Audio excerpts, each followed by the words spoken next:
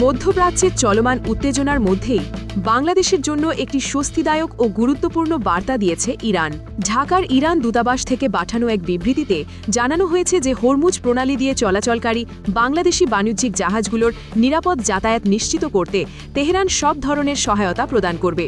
লোহিত সাগর ও সংলগ্ন এলাকায় উত্তেজনার কারণে বিশ্ব বাণিজ্য যখন হুমকির মুখে, তখন ইরান নিশ্চিত করেছে যে বাংলাদেশি পতাকাবাহী জাহাজগুলো তাদের জলসীমায় বিশেষ নিরাপত্তা ও সহযোগিতা পাবে।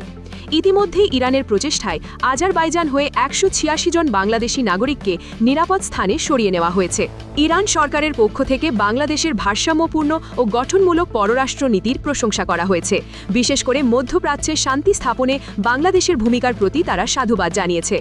বাংলাদেশের প্রধানমন্ত্রী তারিক রহমানের পক্ষ থেকে পাঠানো রেড ক্রিসেন্টের মাধ্যমে চিকিৎসা ও জরুরি মানবিক সহায়তার জন্য তেহরান বিশেষ কৃতজ্ঞতা প্রকাশ করা হয়েছে।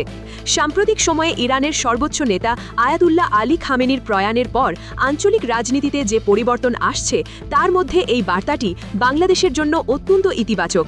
ইরান সরাসরি জানিয়েছে যে তারা বাংলাদেশের অভ্যন্তরীণ বিষয়ে কোনো হস্তক্ষেপ করবে না এবং দুই দেশের দীর্ঘদিনের ভ্রাতৃত্বপূর্ণ সম্পর্ক আরও জোরালো করতে প্রতিশ্রুতবদ্ধ।